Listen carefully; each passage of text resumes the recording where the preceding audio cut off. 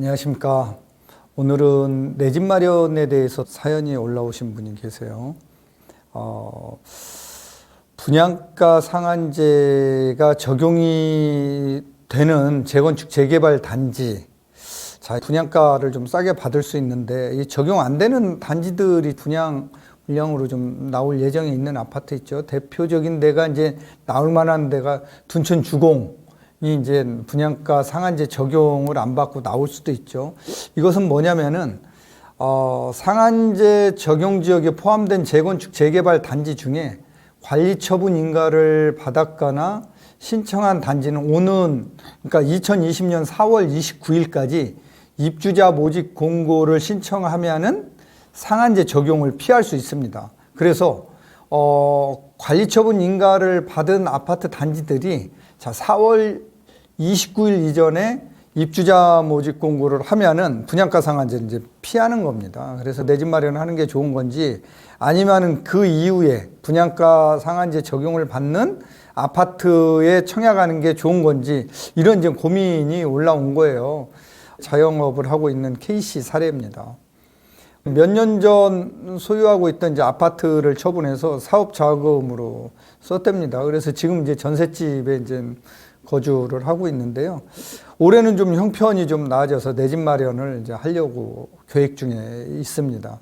그래서 이제 멀리 내다보고 대출을 좀 끼고 재건축 아파트를 매수하려고 합니다. 그런데 주말이면 이제 관심을 갖고 있던 동네로 아파트를 보러 다니긴 한데 아내의 생각은 좀 다른 거죠. 분양가 상한제가 시행되면 이제 아파트 가격이 좀 떨어질 건데 당분간 전셋집에 좀 더 살다가 서울에서 분양하는 아파트에 청약하자라고 계속 이제 의견을 얘기하신답니다.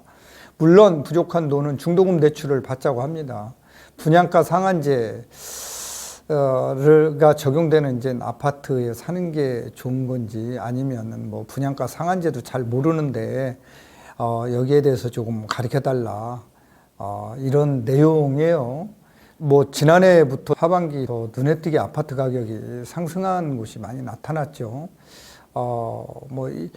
이렇게 해서 정부는 아파트 가격을 안정시키기 위해서 급기야 이제 분양가 상한제를 시행한다고 발표를 했고 지금 이제 시행되고 있죠.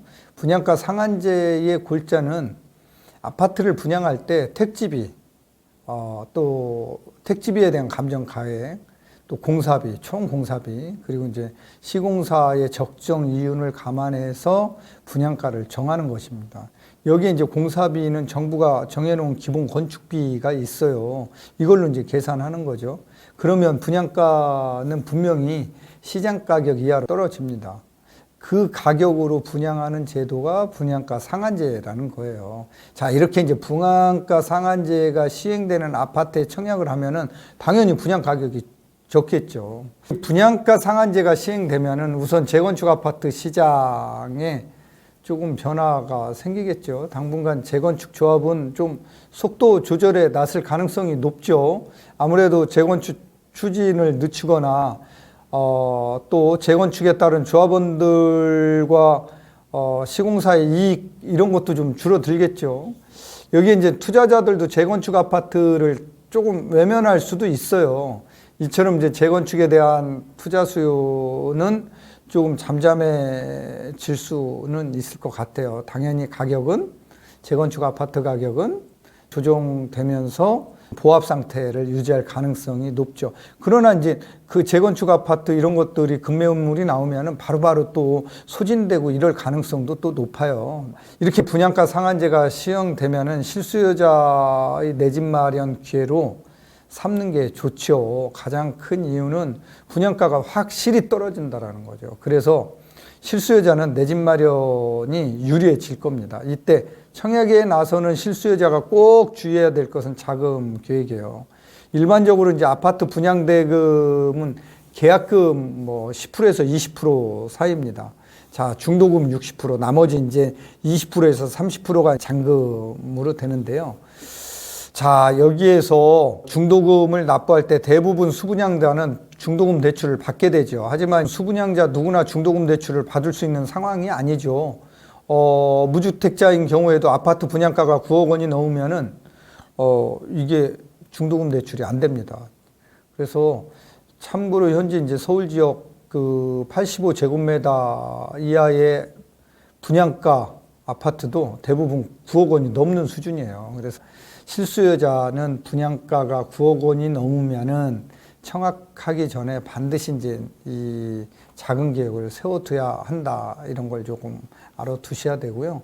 분양가 상한제 여파로 재건축 아파트 가격은 분명히 이제 조정받을 것 같아요. 그러나 최근에 신축된 아파트 가격은 떨어지지는 않을 것 같아요. 그래서 시장은 당분간 재건축, 재개발을 통한 아파트 공급이 줄어들 것으로 보이기 때문에 그러면 오히려 이제 신축 아파트 가격은 올라가겠죠. 또한 전세 가격도 다소 상승할 가능성이 있습니다.